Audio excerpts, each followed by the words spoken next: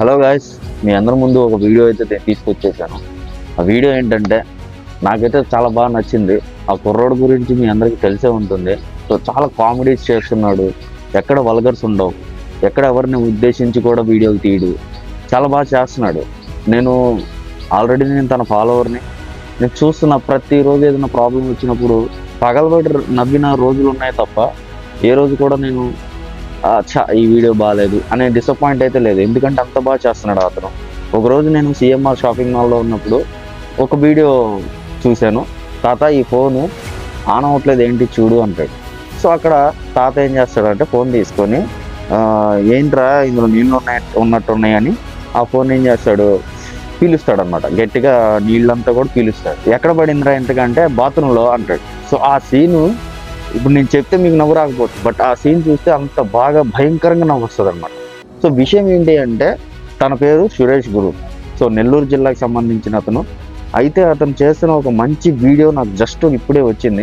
అందరికీ నమస్తే అండి, ఎలా ఉన్నారు? ఇన్ని రోజుల్లో ఎప్పుడు కూడా మా ఊరు గురించి చెప్పలేదండి. మా ఊరు పేరు కుందకూరు. ఇది ఉమ్మడి నెల్లూరు జిల్లాలో ఉంటుందండి. చాలా చిన్న గ్రామం, చుట్టూ పచ్చటి కొండల మధ్యలో ఉంటుందండి మా ఊరు. పుట్టినూరికి ఏదో ఒకటి చేద్దామని చెప్పి మనసులో ఎప్పుడు ఉండేదండి. మా ఊర్లో ఒక సమస్య అయితే నాకు గట్టిగా కనిపించిందండి. నిజానికి అన్ని ఊర్లో ఉండే సమస్య ఇది, ప్లాస్టిక్. ఈ ప్లాస్టిక్ ని 100% మనం అంతం చేయలేకపోవచ్చు, కానీ కనీసం మా ఊర్లో ఉండే ప్లాస్టిక్ మొత్తాన్ని కలెక్ట్ చేసి రీసైకిల్ కి పంపిద్దామని చెప్పి పూనుకున్నాను. దాంతో పాటు మా ఊరు ప్రజలందరికీ ఈ ప్లాస్టిక్ వల్ల కలిగే నష్టాల గురించి అవగాహన తెప్పించాలనుకున్నాను. అందుకే 2 రోజుల ముందే అనౌన్స్ చేశాను, ఎవరైతే ప్లాస్టిక్ తీసుకొస్తారో వాళ్ళందరూ కూడా మంచి గిఫ్ట్లు ఇస్తాను అని చెప్పి. అన్ని ఏర్పాట్లు చేసుకుని ప్రోగ్రామ్ స్టార్ట్ చేశాను, కానీ ఒక్కరు కూడా ప్లాస్టిక్ తీసుకురావడం లేదు. అప్పుడే చిన్నగా స్టార్ట్ చేశారు, ప్లాస్టిక్ అంతా కలెక్ట్ చేసుకుని రావడం. పల్లెటూరులో ఇలాంటి ప్రోగ్రామ్ పెడితే ఎలా తీసుకుంటారో ఏమో అనుకున్నాను, కానీ మా ఊర్లో ప్లాస్టిక్ ఉండకూడదు అని గ్రామంలో ఉన్న ప్రతి ఇల్లు కూడా ఎక్కడ కూడా ప్లాస్టిక్ అనేది లేకుండా అందరూ కూడా పార్టిసిపేట్ చేశారండి. వాళ్ళని ఇంకాస్త ఎంకరేజ్మెంట్ చేయడం కోసం ఎంత ఎక్కువ ప్లాస్టిక్ ఇస్తే అంత మంచి గిఫ్ట్ ఇస్తానని చెప్పాను. అలాగే మా ఊర్లో ఉన్న రోడ్లన్నీ కూడా శుభ్రం చేయించానండి. ఇదే పని నేను ఇంత ఖర్చు పెట్టకుండా కూడా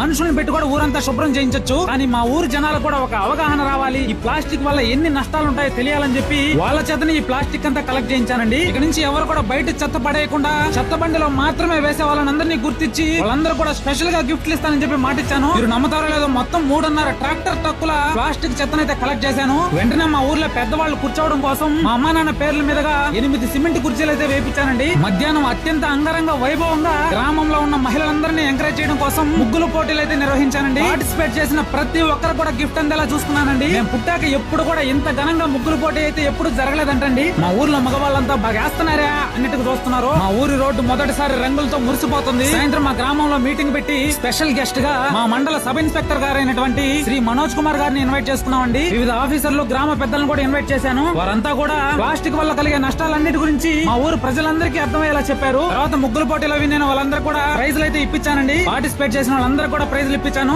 ఫ్యామిలీ అంతా ఎస్ఐసార్ తో ఒక ఫోటో తీసుకున్నాం. మా ఊరు పెద్దలు నాకు ఒక చిన్న సన్మానం చేశారండి. మా ఊరు గవర్నమెంట్ స్కూల్లో చదివే పిల్లలందరికీ ఆట వస్తువులు, అలాగే రకరకాల పుస్తకాలు, పెన్నులు అన్ని పంచానండి. ఇదంతా కూడా మీ అందరి సపోర్ట్ తోనే అయిందండి. 1 మిలియన్ ఫాలోవర్స్ అయినందుకు మీ అందరికి చాలా చాలా థ్యాంక్ యూ అండి. ఆ వీడియో చూసిన తర్వాత చాలా గ్రేట్ అనిపించింది.